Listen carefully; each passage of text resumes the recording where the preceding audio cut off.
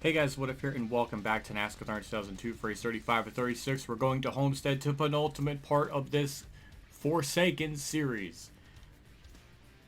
Not gonna lie, I'm gonna sort of miss it just for the dumb jank to some capacity. But we survived it. This will be the last kind of track we have to actually, use the brakes. So there's that. That's the last. I'm looking forward to that. Our point lead dream of getting to 1,000 over Harvick still weighs in the balance. Everything else looks, obviously pretty normal. We're only 13 laps away from getting to 200, which I don't think we're going to be able to do. I don't think we're going to lead any laps in this race. From everything I've done, Homestead is really tough. So, yeah, I mean, I've said this before with Phoenix, and then Rockingham. So who knows anymore. But that's really about it. Before we jump into it, thank you to my Tier 2 Patreon people as well as my YouTube members supporting the channel. Perks, you get early access to videos like this and anything else I upload, as well as channel emotes and all that stuff for when I live stream, because I do want to do those a little bit more often. There's like two tiers. One's like $1.99 and $4.99, so you got options. So, yeah, thank you as always. Let's get into Homestead and just hope things go smoothly. I don't know. Welcome to the Homestead Miami Speedway for the Pennzoil 400. With this being a fairly new track, these drivers have only raced here a few times. What do you think of it? Well, this track is a lot like Las Vegas. Not so much in how it drives, but how the race goes. The track is wide and flat, and that makes for a race that's short on cautions. Pit strategy could be a big factor today. Randy LaJoy has improved a little this week, hasn't he? He moved up a spot after the last race. Nice intro. I like that. It was good. They were definitely right about fuel strategy maybe being a thing, because first couple of Homestead races were like long green flag runs, even the Busch series at the time. So, yeah, the commentary is pretty accurate. Settings are all good. We're all situated. So, let's just get into it. Okay. I got Jeff Gordon, Harvick on the pole. The front row, I should say. Which is not good, because Harvick being up there means less of a chance for me to run well. But, okay. We're going to just stay on the inside line here on the start. They do tend to check up or do weird things. So this is kind of like a classic Thunder 02 type of track. And hopefully they give me room in turn 1. Okay, I slowed up respectively. I am off the throttle and I'm still gaining a run. I don't know how that worked, but that's 8 spots gained. And they might check up more here. The AI just do things on the back straight. They're bobbing and weaving. They're just going left and right. And the only strat I have is just to enter the corner as hard as possible. Marlin, I don't know what you want out of me. There was just car there. But I think someone left a comment saying that how dare I run a Ricky Rudd and wreck 12 people. It's like, I'm sorry. That's just how this game is. I don't want to do it. You can look at the other thousands of videos I made to show that that's just not what I typically do. But some people are banana heads and they just... Well, this is like, JC's a banana, but this is like a bad case of a banana. It's like a rotten banana. I don't know what I was trying to say, but yeah. Kyle Petty, hi. I'm so sorry. That was so mean. That was like vicious how I hit him. Usually it's a little more like playful hitting than that. That was a thud. I don't know. What's a thud? I don't know. We're on top half of the field. We're actually gaining a bunch of spots. I wish I can explain it. But yeah, since this track is flat, I really can't get away with just letting out the throttle and coasting, so brakes have to be applied, which is unfortunate. I'm trying my best to not get too close to the white and yellow line, so if I touch it, car is going to skeet onto the left, and that's always bad. But we're just P16 after 3 laps. That's, again, amazing. All my practice runs, I was struggling to even get in the top half of the field. Then we get into the race, and then it just... Well, maybe that's why, because I can't... I can't explain it. How do I do better when I actually record than practicing? When usually talking and racing makes it harder. This game is so... I mean, it would surprise me if this is just one of those games that it's just backwards with that logic. That's typically a normal thing. But this game's anything but normal, so maybe that logic applies here. I don't know. But P12, we probably hit like 8 people. So, not as much as 12, but, I'm getting better at it. What the fuck was that with the car? I don't even understand why it acted like that. It happened once in practice too. I just hit the brakes like normal, and it just went right at one point. Just unexplainable, just dumbness. And it drives me absolutely insane. Boy howdy, it's just a shame. And that was a lot of track position I lost. A lot of time too, so that doesn't help. But we're gaining some of that back now, which is good. Just set in the corner. That actually, dare I say, was almost a normal corner. Where I hit the brakes, it slowed down, I didn't want to slide. It was... Wish I could do that every time, but, you know, 1 out of every 30 attempts, it can have a normal corner, so I have to be thankful for that. Hashtag blessed. Another thing, too, I was noticing is when I get in the draft and then out of the draft, I gain a lot of speed. Like, again, I can't even begin to explain it.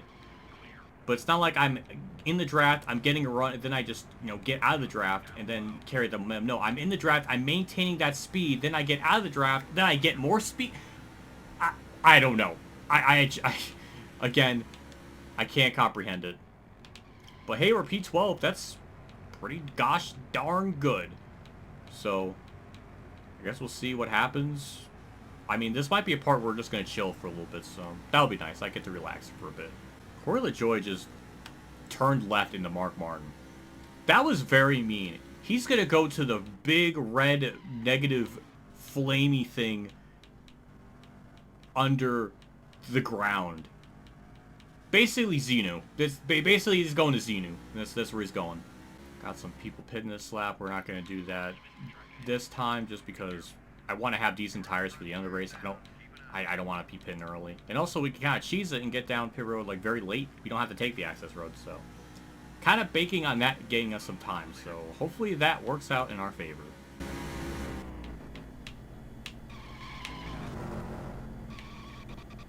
I was turning to the right that whole time, and it just didn't respond. I am full throttle, and it's just going up. Why does that act so... I can't explain it. I was on the gas, and it just acted like it was like no power to it. It was like a 200 horsepower engine. I don't know. But we're pitting. 4 tires and fuel.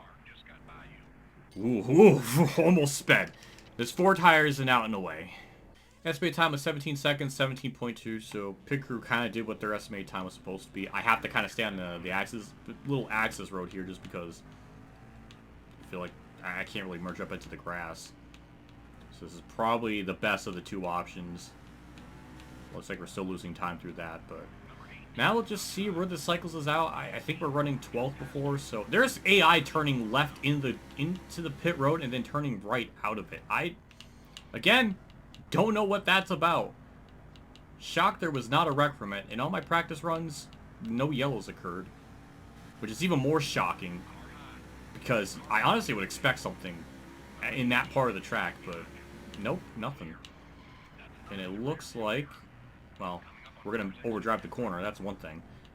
But maybe we're going to cycle out and have a net positive pit cycle. That would be wonderful. About to pass Jerry Nadeau. I'm not going to cut down low because I think he might be... Okay, we're very clear of him. Okay, never mind. Another thing that really drives me absolutely insane is the car acts like it's got a stuffy nose. It goes... Like, what is that? Why does it act like it's got some kind of sinus congestion? I don't know. And I keep going below this, and I'm trying to not tap the stick or touch anything, and it still just freaks out, so... Hooray, we gained 1 spot during that cycle. And Harvick is back there, which is good. Maybe we can gain some spots on him. But, yep. Oh, wow. Jimmy Spencer and Jason Leffler got into it. That's good for me. Maybe I can catch him. Maybe something can happen in the second half of the race. We'll have to find out. Like, I don't know if you could even hear it, but it sounds like the engine's clogged. I just don't understand. I don't know. But Harvick's gaining spots. That's not good. My 1,000 point lead dream is in the balance. It's like on the line here. Well, we're catching Leffler and Spencer, so that's good. I mean, Harvick's going to have the absolute freshest tires in the whole field. Leffler just got into Spencer, and now we're going to get into Leffler and just run through all of them. I know, championship driver that I am. But now we're P9, and we're ahead of Spencer. Now we might be able to get to Harvick. We're getting a run. It'd be nice to pass him cleanly. So I can at least pass one car cleanly in the top 10. We're actually going to do just that. And then lose all of our speed because our car has a sinus infection. Now see, once we actually don't have anything going wrong with the car, it actually has a bit of straightaway speed. And we passed Harvick. And I drift on his ass. So that was cool. Now we're up to P8. Hooray! Nice for off turn 2. We're actually getting a run on Ricky Rudd. Things are about to happen. And it looks like I'm about to make another clean pass. Look at that. Where's the clean pass counter? It's probably like in the 20s for this entire season. I don't know, but we did it. Hooray. I don't know if we're going to get much further than that, but hey, if we finish 7th for Allen, I'm okay with that too. No, it's not, crew chief. There's nothing worn on my car map.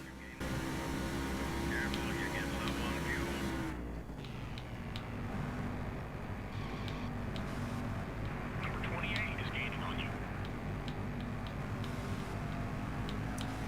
I did nothing different in that entire corner, and they just ran me down. I just don't get it. But whatever, last lap. Car is terrible with the handling. But I think we're going to have enough speed to hang on. I freaking hope so. Dale Jr. and Rusty Wallace have been duking it out for the lead multiple times. It looks like Rusty's going to get the better hand of it, so that'll be kind of cool. Through 3 and 4, we're just going to drift. That's fun. We'll just drift again. Drift again, trying to not touch that white line. But there, off the last corner, we're going to finish P7. And Rusty Wallace got the win in like a photo finish. He wins the first race of the season, then the second to last race. So, good for him. And we gained more points on Harvick, I think. But that was getting annoying. I'm glad I pitted when I did, because if I pitted a lap early, we probably would have lost those 2 spots at the end, because it was just getting terrible to drive, and I was just losing time off the corner, and it was just getting ridiculous. Take a look at the finishing results. Obviously, we didn't lead any laps. Harvick might have led some. He led 6, so he gets 143 points, so we technically gained 3 points on him. Not much. Jeff Gore led most laps, so we actually had some parity among different leaders. Rusty Wallace led 6, Junior led 4.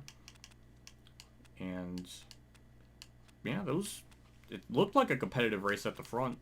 A shame I wasn't a part of it, but Jimmy Spencer with a good run. Ricky Rudd with obviously another good run. He might get to 11th in the standings and blow my mind that he got 11th after I was really championing him to get to at least 12th. So that's another storyline. Mark Martin 14th after starting 21st. 38 to 18th for Newman. That's actually not bad. Yeah, let's look at the points. See where everything shook up.